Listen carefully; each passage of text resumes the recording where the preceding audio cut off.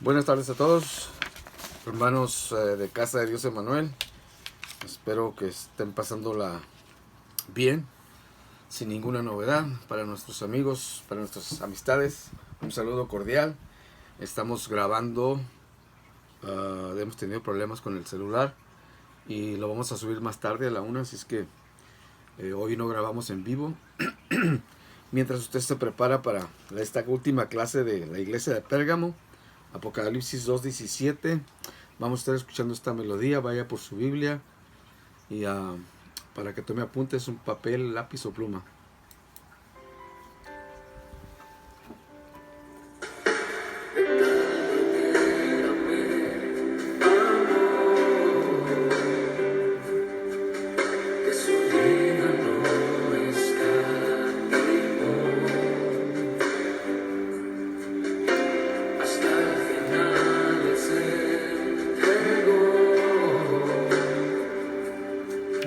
La muerte fue por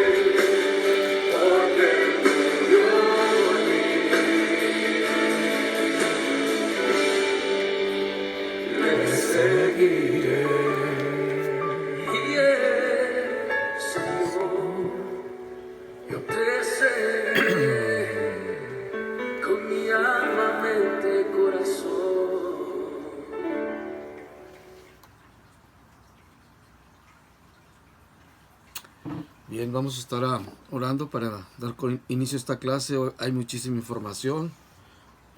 No quiero perder mucho tiempo. Quiero terminar con esta iglesia. Apocalipsis capítulo 2, versículo 17. Es el último versículo de esta iglesia, la iglesia de Pérgamo. Hay dos cosas o tres cosas muy importantes que tratar aquí en este versículo que no hemos visto en las otras iglesias. Vamos a dar gracias a Dios. Padre, te damos las gracias por este día, Señor. Gracias, Señor, porque nos podemos reunir una vez más, Señor, a través de este medio, Señor. Gracias, Señor, por la vida de cada uno de mis hermanos y nuestras amistades que van a ver este video, Señor. Rogamos, Señor, que sea tu palabra, Señor, rindiendo y trayendo el fruto, Señor, por la cual tú la has dado, Señor.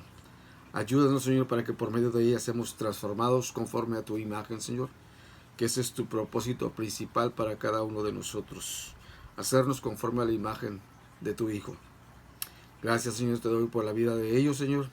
Por sus familias, Señor. Por nuestra iglesia local, Casa de Dios Emmanuel, Señor. Y cada uno de mis hermanos que ven este video, Señor. Ayúdales ahí donde están, Señor. Guárdales, Señor. Guardando su pensamiento y su corazón en Cristo Jesús. Que nada de lo que está ocurriendo ahorita, Señor, perturbe su mente, Señor. Y sobre todo también guarda su integridad física, Señor, su salud física de ellos y el resto de su familia, Señor. Pedimos pues que sea tu Espíritu Santo, Señor, ayudándonos, Señor, a comprender las Escrituras, tu palabra, Señor. Ayúdame a mí, Señor, para que de una manera sencilla y simple, Señor, pueda explicar todo esto y pueda ser entendido, Señor. Te rogamos todo esto en el nombre precioso de Jesús y todos decimos amén. Bien, vayamos entonces a Apocalipsis capítulo 2, versículo 17. Y dice así: el que tiene oído, oiga lo que el Espíritu dice a las iglesias.